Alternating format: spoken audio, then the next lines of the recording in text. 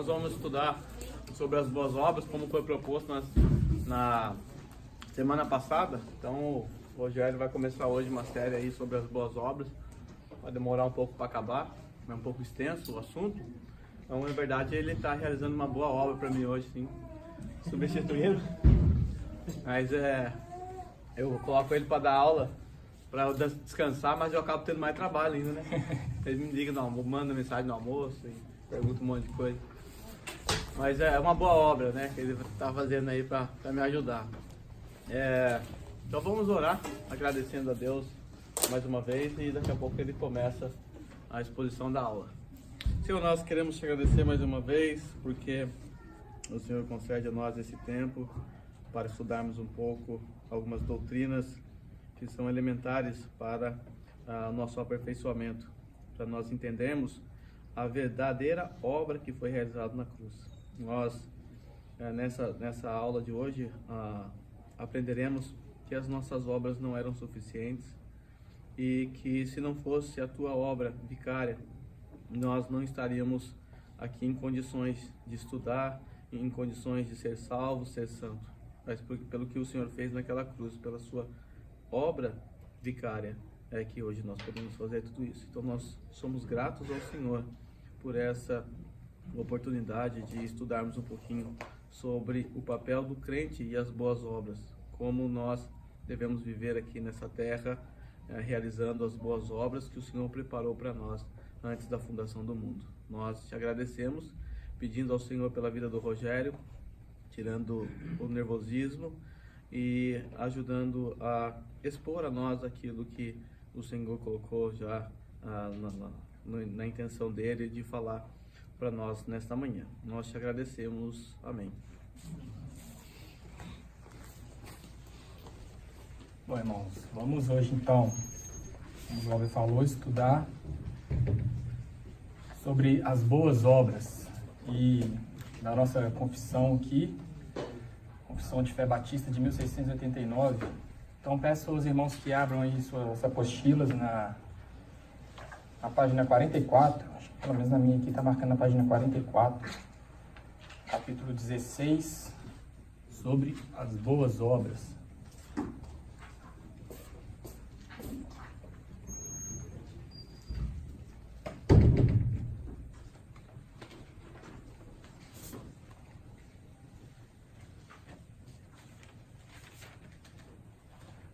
Acharam, hein?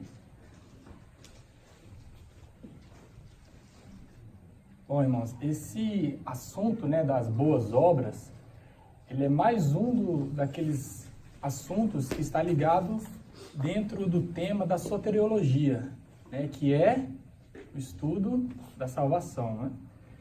E só para a gente poder relembrar aqui o que a gente já estudou dentro desse tema até agora, a nossa confissão aqui, ela começa a tratar desse tema da soteriologia, né, do estudo da salvação, desde lá do capítulo 8. Então, volta umas páginas aí, só para a gente poder relembrar o que a gente já estudou até agora a respeito desse tema. Começa aí no capítulo 8, na página 31. O capítulo 8 fala, então, sobre Cristo, o mediador. O capítulo 9 é sobre o livre-arbítrio, que foi a aula que eu dei anteriormente. O capítulo 10 fala sobre o chamado eficaz. O capítulo 11 sobre a justificação, que foi a aula que o Eduardo nos deu. O capítulo 12, né, sobre a adoção. O capítulo 13 sobre a santificação. O capítulo 14 sobre a fé salvífica. Capítulo 15, sobre o arrependimento para a fé e salvação. E hoje nós vamos ver o capítulo 16, sobre as boas obras. E esse tema da soteriologia, ele fecha nos dois próximos capítulos, que seria sobre a perseverança dos santos, capítulo 17, e o capítulo 18, sobre a segurança da graça e salvação, que o pastor Glauber já nos adiantou na aula anterior. Então, hoje nós vamos aqui ver o capítulo 16, sobre as boas obras. E vamos procurar aqui entender, então, como esse assunto está ligado dentro deste estudo da salvação, dentro da soteriologia. Bom, afinal, nós somos salvos pelas obras ou não? A resposta é, obviamente, todos nós sabemos, é não. Nós não somos salvos pelas nossas próprias obras. Porém, irmãos, nem sempre se creu assim, né? Durante muitos anos, durante um período muito longo da história, se cria sim que o homem tinha uma participação com as suas boas obras para a sua justificação e para a sua salvação. E para a gente entender isso um pouco melhor, agora a gente vai então olhar um pouco para o passado, vamos olhar para a história e aprender com isso, né? O meu objetivo, irmãos, nessa aula era entrar com os irmãos aqui nos dois primeiros capítulos, dos dois primeiros parágrafos do capítulo 16 aqui sobre as boas obras. Só que durante eu fui estudando a história, eu fui me empolgando e fui vendo que acho que é importante a gente deixar essa primeira aula só para tratarmos desse contexto histórico sobre esse tema e a gente olhar, né, fazer um panorama histórico aí, porque eu me lembro que eu vi uma frase, eu não lembro de quem é agora, que fala assim, que aqueles que não aprendem com a história estão fadados a cometer os mesmos erros. Não sei se sabe de quem é essa frase? Eu não lembro, eu vi que tem essa frase aí, é bem interessante isso, então... Então vamos agora...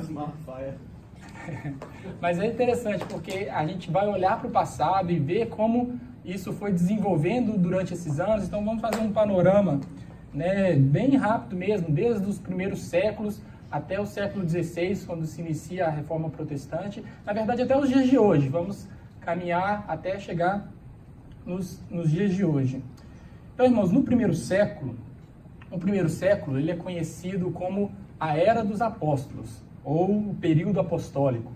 Isso porque os apóstolos ainda estavam vivos e eles tinham assim, acabado de receber do próprio Senhor Jesus todos os ensinamentos, a doutrina, né? Durante o ministério terreno de Cristo aqui na Terra, eles tinham ali então recebido do próprio Mestre todos os ensinamentos. E os apóstolos eles ficaram com essa incumbência de levar adiante essa doutrina de Cristo. E eles defendiam com todas as suas forças a verdade do Evangelho, né? E levavam e pregavam a palavra ao povo. E nós vemos lá no livro de Atos que o próprio Deus ia acrescentando aqueles que criam. E no capítulo 2 de Atos, no versículo 42, diz que todos perseveravam na doutrina dos apóstolos. Então ali todos buscavam conhecer e aprender mais com a doutrina dos apóstolos que haviam recebido do próprio Senhor Jesus. E por volta ali do segundo para o terceiro século, que é um período conhecido também, surgem homens que são conhecidos como os pais da igreja primitiva, que são homens que receberam ali tipo o bastão dos apóstolos, né? São sucessores dos apóstolos e que eles também tiveram uma grande incumbência em levar adiante a doutrina dos apóstolos. E eles, homens que defenderam com unhas e dentes, né, a verdade do Evangelho, que combatiam as heresias e, como eu falei, zelavam pela doutrina dos apóstolos. Homens como Agostinho de Hipona, Policarpo de Esmirna, Clemente de Roma, Inácio de Antioquia e vários outros, né? Poderia ter uma lista imensa aqui. Porém, irmãos, nós sabemos que esse período não foi um período fácil para a fé cristã, né? Como nós aprendemos um pouco no ano passado com a aula do professor Franco Ferreira sobre a história da igreja, nós vemos que isso foi, nesses 3 primeiros séculos, foi um período de grande perseguição por conta dos imperadores romanos, né? E que tinham um objetivo mesmo de acabar com a fé cristã, né? E, se eu não me engano, acho que foram 10 grandes perseguições que tinham esse intuito mesmo de dizimar a fé cristã, de acabar com os cristãos da face da terra. Porém, mesmo em meio a essa perseguição, a esse sofrimento que eles passavam, a igreja, ela crescia. A palavra ia se multiplicando ali, Deus ia acrescentando aqueles que criam, e a igreja ia crescendo e se purificando. Porque somente aqueles que realmente eram crentes no Senhor estavam dispostos a morrer pelaquilo que eles acreditavam, né? Porque você se dizer cristão naquela época era colocar sua cabeça na espada ali dos soldados romanos. Então ninguém estava disposto a brigar e defender por uma coisa até o fim se ele não acreditasse que aquilo realmente era verdade para ele. Então isso foi um tempo de purificação para a igreja. A igreja era uma igreja que, se você dizia que era crente, é porque você realmente acreditava que Cristo era o Salvador. Até então que no final do 3º século, um imperador chamado Constantino, ele, através de uma visão que ele diz ver Jesus dando a ele um sinal, que sobre aquele sinal ele venceria o exército de outro imperador. Então Constantino, ele vence aquela batalha e ele reconhece que aquele sinal foi um sinal milagroso, um sinal divino, e ele passa então a se considerar um cristão. E ele determina e institui o cristianismo como sendo a religião oficial do império, juntando então agora Estado e igreja. E ele próprio passa a se tornar o chefe da igreja e do Estado. E surge aí então que surge, né, o início da Igreja Católica Romana. E aqui mais uma vez vamos enfatizar que católico significa a Igreja Universal, a única Igreja de Cristo. E com isso os cristãos tiveram sim alguns privilégios, né? Primeiramente que cessou-se as perseguições, eles poderiam agora ter liberdade de culto, poderiam cultuar a Deus livremente, sem nenhum tipo de perseguição. E então, por volta do século 8, século 9, todo o Império, toda Roma, toda a Europa, praticamente todas as pessoas, elas se declaravam cristãos. As pessoas declaravam crer no Deus da Bíblia. E isso a gente pode pensar, então, poxa, foi uma grande vitória para a igreja, né? Foi um triunfo da igreja. Porém, é nesse momento que a igreja começa a se declinar. É nesse momento que a igreja começa a cair e a perder a sua forma. Porque, como eu falei, com a união da igreja e Estado, as pessoas se declaravam cristãs agora, não mais por causa de uma fé genuína que elas tinham no Senhor Salvador, mas porque elas queriam alcançar alguma posição política, social, porque a igreja, nesse período, ela dominava todas as áreas: política, economia, arte, ciência, cultura, religião, tudo era dominado pela igreja e Estado. Então, as pessoas se diziam cristãs por querer galgar alguma posição de status mesmo, né? Não era mais pelaquela fé genuína, igual os primeiros cristãos tiveram em Cristo Jesus. Todos eram aceitos pela igreja e todos queriam fazer parte da igreja, justamente para poder ter essa posição diante do império, diante da sociedade, ter uma posição elevada. Então, nesse momento foram entrando para a igreja doutrinas pagãs, foram entrando heresias, foram atribuindo à doutrina da igreja coisas que levavam a entender que a salvação do homem era mediante as suas obras. E eu fiz aqui uma listinha para a gente poder dar uma olhada como que foi esse processo que foi gradual, foi gradativamente foi deturpando a verdade do evangelho e entrando para a igreja. Então vou citar aqui para vocês uma listinha da evolução das heresias, das coisas pelas quais os homens deveriam fazer para ser salvos. Bom, no ano 300, iniciou a oração pelos mortos. No mesmo ano, inicia-se fazer o sinal da cruz. No ano 375, adota a veneração, confecção e uso das imagens. No ano de 593, estabelece a doutrina do purgatório. Você sabe o que é o purgatório? O purgatório é um lugar, vamos dizer assim, um lugar intermediário entre o céu e o inferno.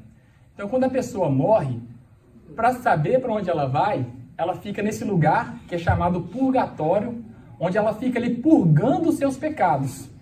E dependendo do que fizer por ela aqui em terra, né, ou seja, através de orações, de missas, de jejuns, campanhas, que vai determinar se essa pessoa vai sair do purgatório e se ela vai para o céu, ou se ela vai sair do purgatório, dependendo se não fizer nada por ela vai sair do purgatório e vai para o inferno. Então essa é a doutrina do purgatório. No ano 600, começaram a dirigir orações a Maria, como mediadora entre Deus e os homens. No ano 607, o papado romano é estabelecido, inaugurado. No ano 786, culto às imagens e relíquias autorizadas pelo Papa. No ano 1079, instala-se o celibato do sacerdócio, que seria aquilo que o padre ele não poderia se casar, ele não poderia constituir família. No ano 1215, é instituído a confissão auricular dos pecados ao sacerdote em vez de Deus. Ou seja, é aquele famoso confessionário, da Igreja Católica, que o pecador ele só tinha o perdão dos seus pecados mediante a confissão ao ouvido de um padre e mediante a punição que aquele padre iria passar para aquele pecador. Ou seja, eu vou lá no padre e falo, padre, eu pequei isso, isso, isso aqui. Então ele vai falar, meu filho, reza aí 3 Ave Maria, 2 Pai Nosso, fica de joelho ali. Então, aí depois disso, você tem, então, o perdão dos seus pecados. No ano de 1229, a proibição da Bíblia aos leigos. No ano 1414, é proibido ao povo o uso de vinho. Agora, já avançando um pouco, estamos no século XV, destaca-se a prática da simonia. Quem sabe o que é simonia? Já ouviram falar? Simonia? Hã?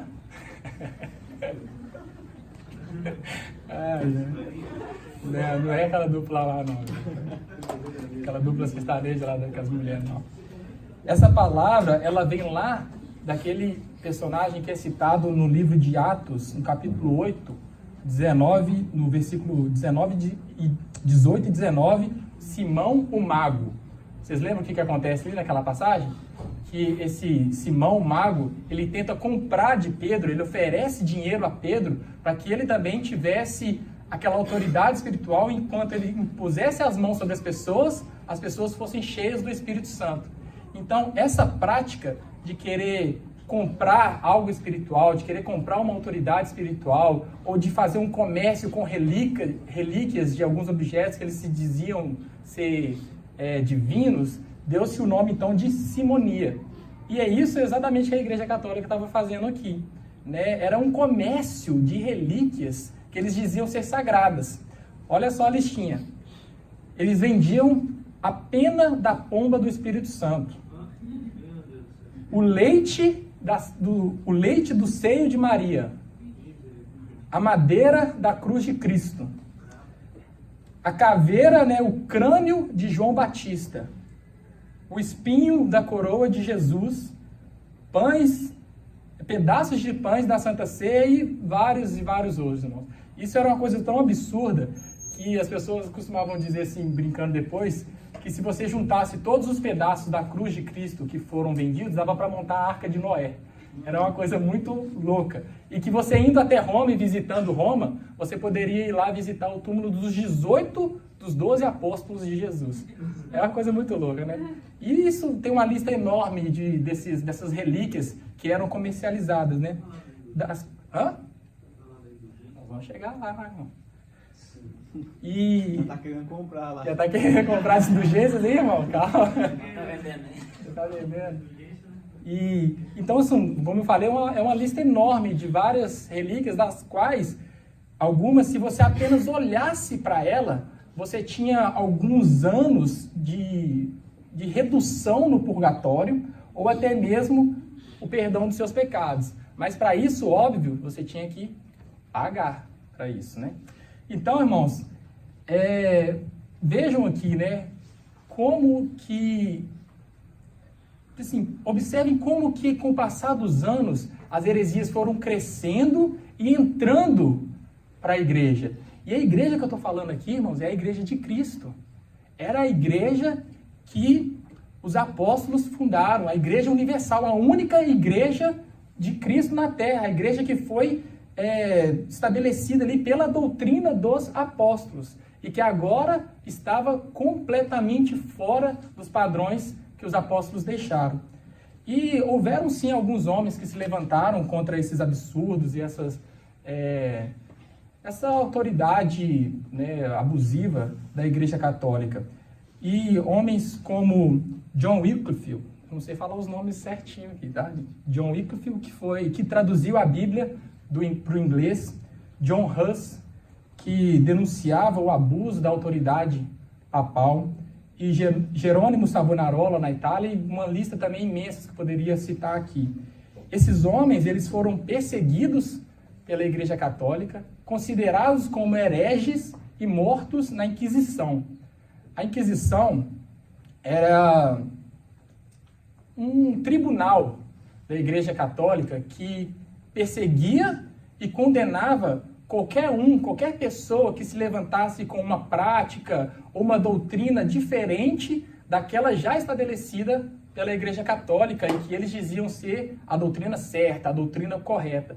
Então, eles perseguiam essas pessoas e essas pessoas elas eram intimadas a revogar ou a renunciar a essas suas práticas, essas suas doutrinas. E uma vez que eles assim não o fizessem, então eles eram considerados como hereges pela Igreja Católica e eram excomungados, expulsos da Igreja Católica e levados até a morte. E esses homens, eles foram conhecidos como pré-reformadores. E uma história interessante que eu vi aqui sobre esse John Huss, que foi um boêmio. O nome dele, Huss, o sobrenome Huss, na língua dele, significa ganso. E ele foi morto numa fogueira. Enquanto ele morria, ele disse essas palavras assim: hoje vocês estão queimando o ganso, mas daqui a um tempo surgirá um cisne do qual vocês não poderão queimar. E muitos historiadores e religiosos dizem, atribuir essa fala de Huss a uma profecia a Lutero, que foi aquele que iniciou a Reforma Protestante anos depois, né? Então, é bastante interessante essas histórias. Então, agora, irmãos, nós chegamos no início do século XVI, né? No ano de 1500, mais ou menos. E eis, então, que agora surge o ápice das heresias, né? O top. Quando o Papa Leão X, que era um seguidor da doutrina de Tomás de Aquino, que defendeu a ideia da salvação, ele defendeu a ideia de que a salvação não era exclusivamente pela graça mediante a fé, mas ele defendia que a salvação do homem era também mediante as suas boas obras. E até hoje, a Igreja Católica considera Tomás de Aquino como sendo um dos seus principais teólogos.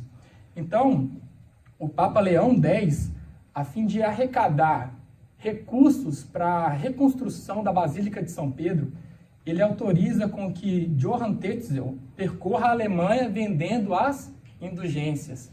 Essas indulgências eram um documento, né, redigido e assinado pelo Papa, né, carimbado ali com o selo papal, no qual o pecador ele tinha o perdão completo dos seus pecados, né? Ou seja, o pecador ele só poderia ter os seus pecados redimidos e perdoados mediante a posse desse documento. Só que, porém, ele tinha também que comprar esse documento, né? E então ele estava comprando a sua salvação, ele estava comprando o perdão dos seus pecados. E o interessante que eu vi é que, tipo assim, não é um preço estabelecido, né? Tipo assim, essa aqui é a indulgência, o preço é X por ela. Não, tinha uma tabela de preços, né? De 35 tópicos de uma tabela de preço que, dependendo do seu pecado, era um valor X para aquilo que você tinha que pagar. Eu peguei aqui alguns só por curiosidade pra gente. Só pro Renato ter uma noção. Só pro Renato, aí você vê aqui qual que você vai querer. Número 1.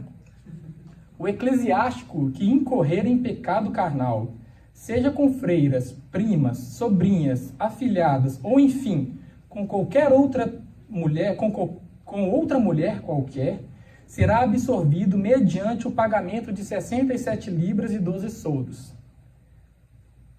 Número 10, essa aqui é interessante, essa aqui é legal. Se o assassino tiver matado 2 homens ou mais homens em um único dia, pagará como se tivesse assinado um só. É promoção, né? Se você tá querendo já matar alguém, muitas pessoas matam num dia só, que é o cento, né? É tipo aquela coisa assim, né? Mate 2 e pague 1. É muito engraçado isso. Número 12.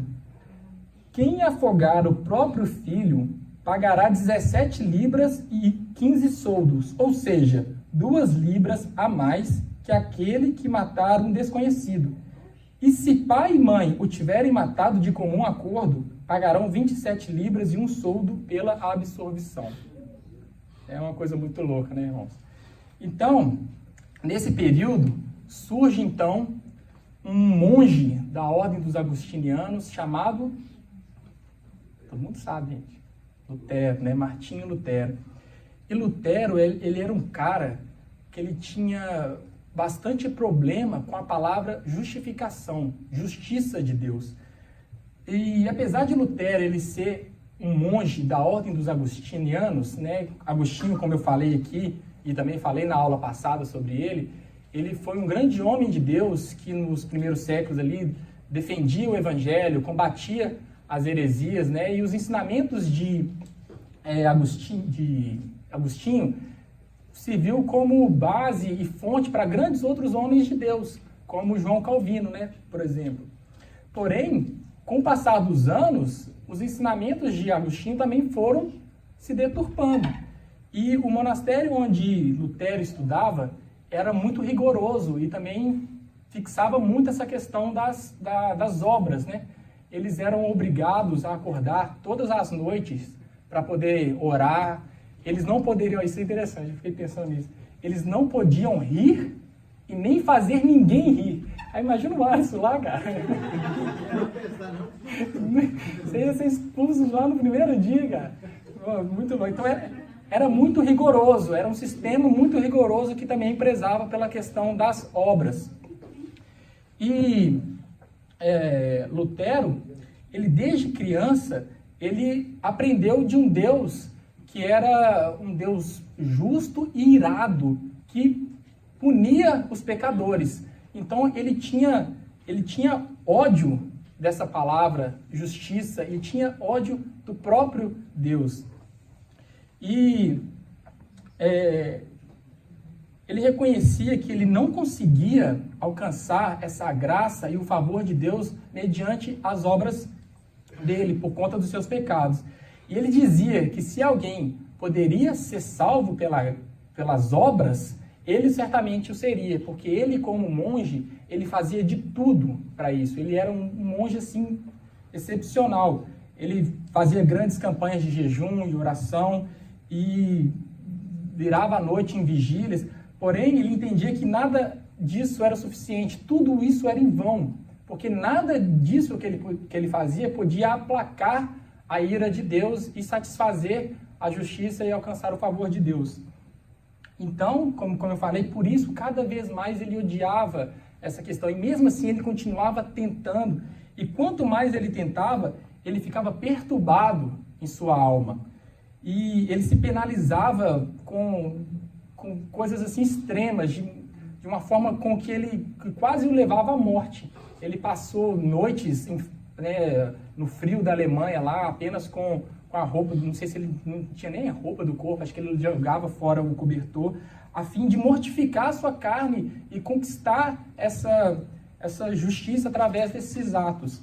Então ele diz que durante as madrugadas, as lutas com que ele travava na sua alma eram muito maiores do que a luta que ele travava durante o dia. E ele fazia tudo isso porque buscava chegar à certeza que com estas obras ele obteria o perdão dos pecados.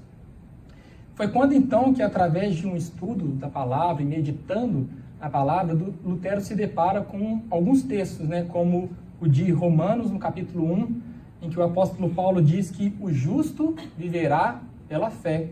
E em Efésios 2, pois pela graça sois salvos mediante a fé. E isso não vem de vós, é dom de Deus. E aquilo então foi libertador para Lutero. E ele diz assim: imediatamente me senti renascer e pareceu que se escancararam para mim as portas do paraíso. Desde então, a Escritura inteira ganhou para mim um significado novo.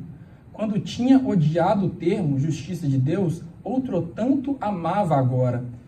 Exaltava esse docíssimo vocábulo. Assim, esta passagem de Paulo torna-se para mim a porta do paraíso. Então, por isso, irmãos, que quando Johann Tetzel chega lá na Alemanha vendendo as indulgências, né, autorizadas pelo Papa, Lutero ele se levanta com todo o fervor contra esses ensinamentos e contra essa doutrina. E é então que no dia 31 de outubro de 1517, ele afixa na porta do castelo de Wittenberg as suas 95 teses, né, que aí dá-se início, então, à Reforma Protestante. E as teses de Lutero eram baseadas contra as indulgências, contra o Papa e contra aqueles que praticavam e apoiavam essa ideia. Eu também peguei aqui algumas das indulgências para a gente ler. Número 21. Erram, portanto, os pregadores de indulgências que afirmam que as pessoas são absorvidas de toda pena e salvas pelas indulgências do Papa. Número 27. Pregam doutrina humana os que dizem que tão logo tilintar a moeda lançada na caixa, a alma sairá voando do purgatório para o céu. Número 43. Deve-se ensinar aos cristãos que, dando ao pobre ou emprestando ao necessitado, procedem melhor do que se comprassem indulgências. Número 82. Por exemplo, por que o Papa não evacua o purgatório por causa do santíssimo amor e da extrema necessidade das almas, o que seria a mais justa de todas as causas? Então, a Igreja Católica, lógico, ficou desorientada e muito brava com essas 95 teses de Lutero, né? E Lutero, ele é intimado, então, a revogar, né, e a renegar as suas teses. Porém, ele procede firme e não faz. Então, em dezembro de 1520, o Papa manda um documento chamado de Bula Papal, dizendo, tipo assim, ó, Lutero, essa é a sua última chance. Se você não se retratar das suas teses, nós vamos te expulsar, nós vamos te excomungar da Igreja Católica. Então Lutero pega essa bula papal e queima ela em praça pública. E, obviamente, ele é expulso da Igreja Católica. E no ano seguinte, em 1521, o imperador Carlos V, ele convoca uma dieta na cidade de Worms, que fica conhecido como Dieta de Worms. A palavra dieta para a gente é meio engraçada, né? Parece que a pessoa está fazendo ali um tratamentozinho, alguma coisa, não. Essa palavra dietas era uma assembleia que era convocada, uma assembleia política e administrativa para tratar dos problemas do país. E ali, então, agora, diante das autoridades, né, dos príncipes e das autoridades eclesiásticas, Lutero, novamente, ele é intimado a retratar das suas teses. E ele diz assim: a menos que possa ser refutado e convencido pelo testemunho da Escritura e por claros argumentos, visto que não creio no Papa, nem nos concílios, é evidente que todos eles frequentemente erram e se contradizem. Estou conquistado pela Santa Escritura citada por mim. Minha consciência está cativa à palavra de Deus. Não posso e não me retratarei, pois é inseguro e perigoso fazer algo contra a consciência. Esta é minha posição. Não posso agir de outra maneira. Que Deus me ajude. Amém. Então, irmãos, com isso aqui, Lutero estava praticamente assinando a sua sentença de morte. Porque, como eu falei no passado, né, dos pré-reformadores, ele seria, então, levado a Roma e lá ele morreria. Porém, né, no caminho, acontece o famoso sequestro milagroso de Lutero, em que os amigos de Lutero, né, planejaram um plano ali, sequestraram ele e o levaram para o castelo do príncipe Frederico III, ou Frederico Sábio. E ali, então, protegido pela guarda do palácio ali, do príncipe, Lutero ele tem a oportunidade de traduzir a Bíblia, né, de pegar a Bíblia e traduzir para o alemão, para a língua do povo, e com isso a reforma ia avançando. E paralelo a isso, na Suíça também estava acontecendo aquela reforma com João Calvino. E a reforma, então, ela vai crescendo e vai cada vez mais conquistando o território europeu. E em pouco tempo, toda a Europa foi conquistada pela reforma protestante.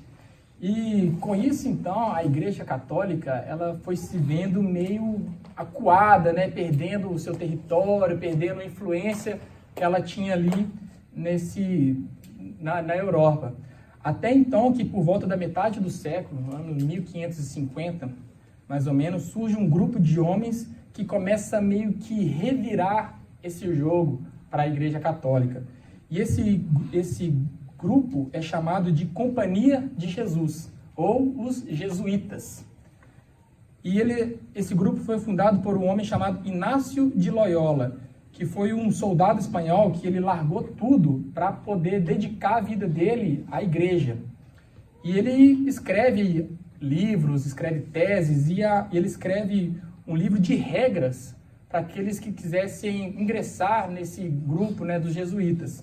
E a principal regra desse grupo, né, a primeira é o seguinte: um jesuíta deve ter absoluta obediência à igreja.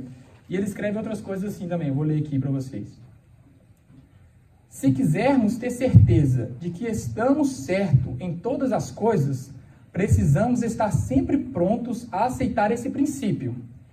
Eu vou acreditar que o branco que eu vejo é preto, se a igreja hierárquica assim definir. Ou seja, se o Papa chega aqui e diz que a blusa do Cristiano, que é preta, for branca, o Papa falou, acabou. Aquela blusa agora para mim vai ser branca. É o Papa que está falando, é o Papa, então eu vou acreditar naquilo que o Papa está falando. Eu vou... Hã? Isso, grosso. Então, ou seja, quando eles dizem aqui que é ter uma fé obediente, é ter uma absoluta obediência à igreja, é uma obediência completamente cega. Porque, como eu falei, né, o que o Papa falou e o que o Papa determinou, isso vai ser, e ponto final.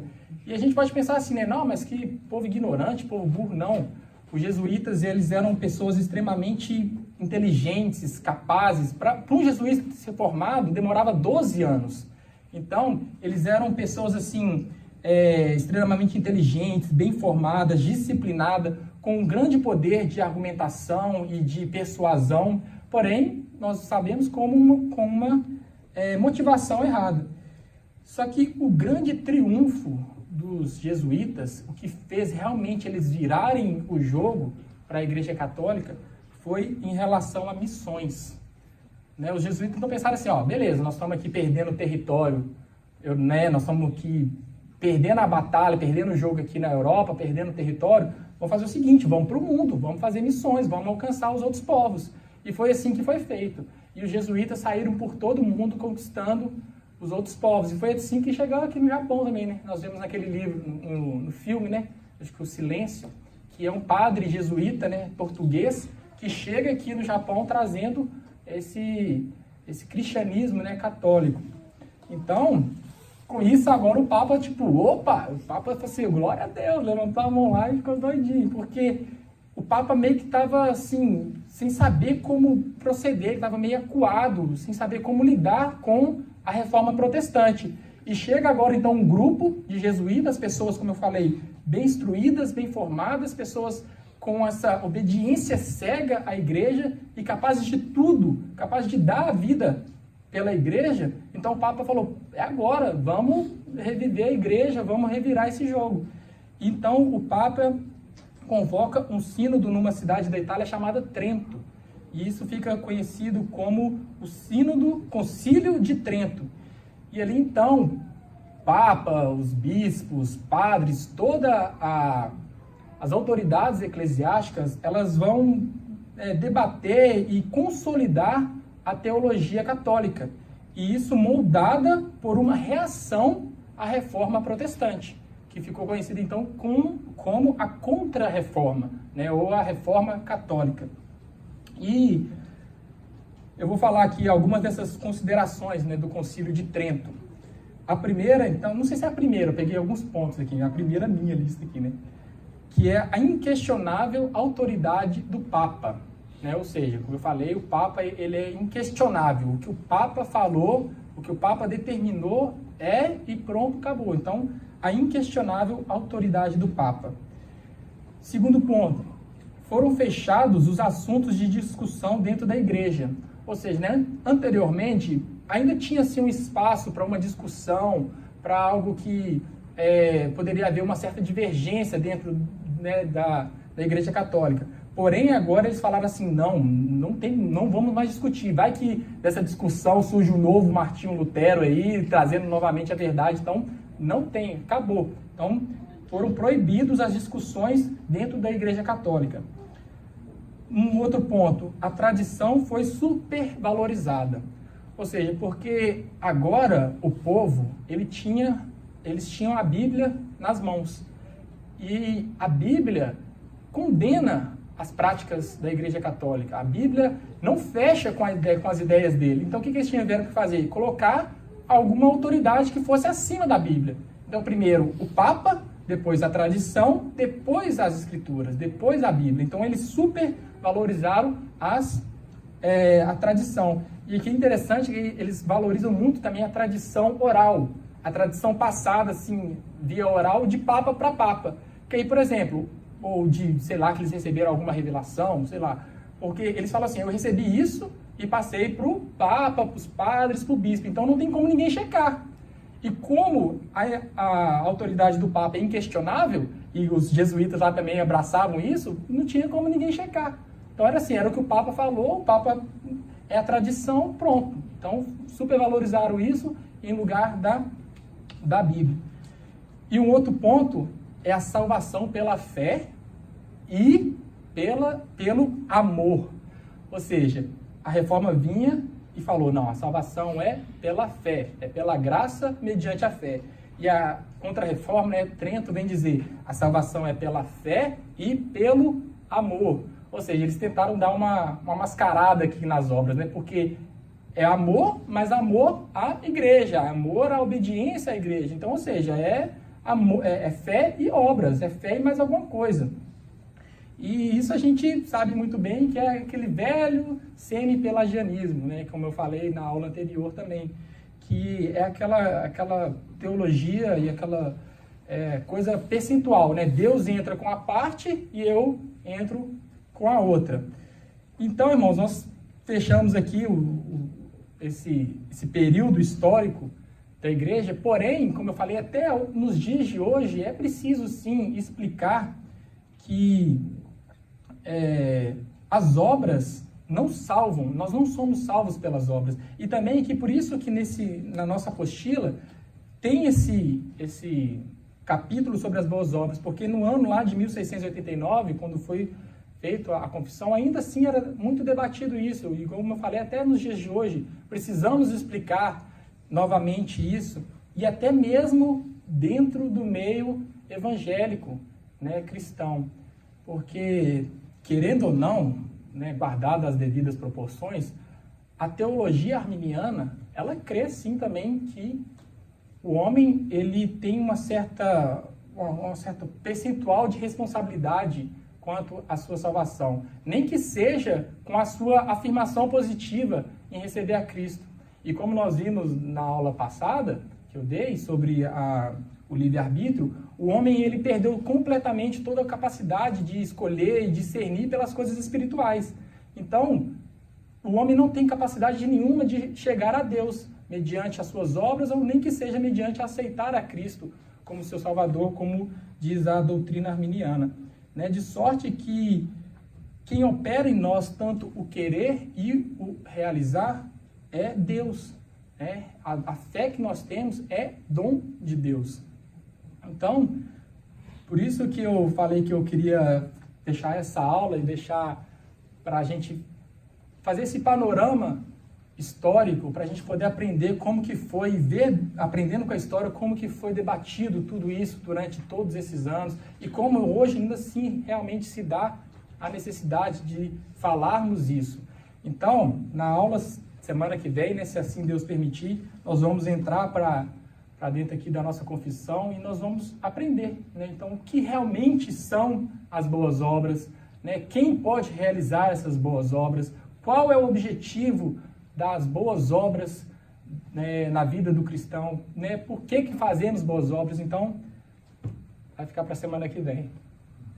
Hoje nós vamos fechar a aula aqui com esse período desse contexto histórico e que Deus nos ajude e nos faça aprender com isso para que realmente não cometemos os mesmos erros e assim possamos continuar crescendo, estudando e buscando cada vez mais aprender com a palavra de Deus.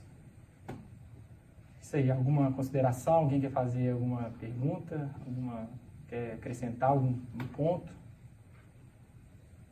Não? Pode falar, Paulo. Entender assim, então assim, para a igreja católica, o pessoal com o seguinte, acreditar que muito baboseiro e tal, né? Indulgência e tal. Só que tem que uma coisa assim que dá para a gente entender, é que desde o começo, desde quando o Constantino lá estabeleceu a igreja lá, sempre o princípio foi sempre a cultura do medo. Então, se as pessoas crendo aquilo, a gente não consegue entender hoje, né? Mas naquela época era a cultura do medo. As pessoas, se não se batizar, não vai nem para o purgatório, vai direto para o inferno. Então você vê que sempre, desde o começo, sempre foi a cultura do medo. Né? Então, esse é o princípio, a igreja romana é estabelecida sobre essa cultura do medo. Né? Era esse o medo de Lutero, né? Quando eu lendo isso sobre a vida de Lutero, ele falava que ele tinha um grande medo da morte, né? Foi o que fez até ele entrar pro monastério lá da Ordem dos Agostinianos, né?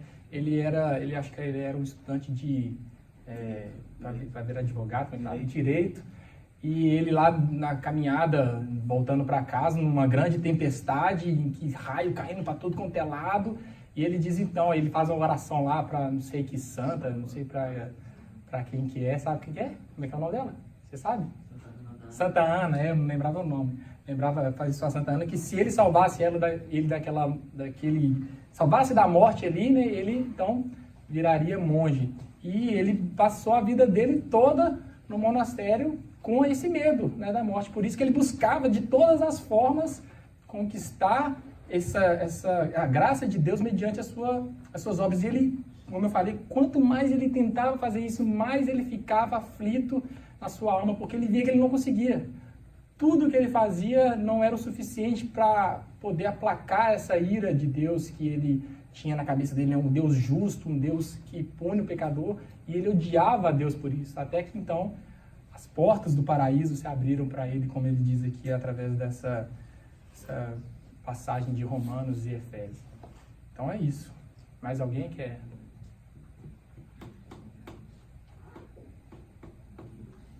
Não? Então vamos orar. Encerrando a nossa aula. Alguém ora aí por nós, por favor? Ora por nós, então, Anderson. Senhor, nós te agradecemos, a Deus, por esse instante, a Deus, no qual nós aprendemos um pouco mais da história, um pouco mais daquilo que o Senhor fez através dos teus filhos, dos santos, ó Deus. Pai eterno, que tudo isso sirva, ó Deus, de motivação e fortalecimento, ó Deus, para a nossa fé em Cristo. E através, ó Deus, desses estudos, tenhamos mais essa confiança de que o Senhor é conosco, Pai. Deus eterno, muito obrigado, Senhor, pela vida do Rogério. Continue abençoado o teu filho. Abra a mente e o coração dele sempre, Deus, para que ele possa trazer, ó Deus, a nós todo esse conhecimento. Em nome de Jesus, Pai, que oramos e te agradecemos. Amém.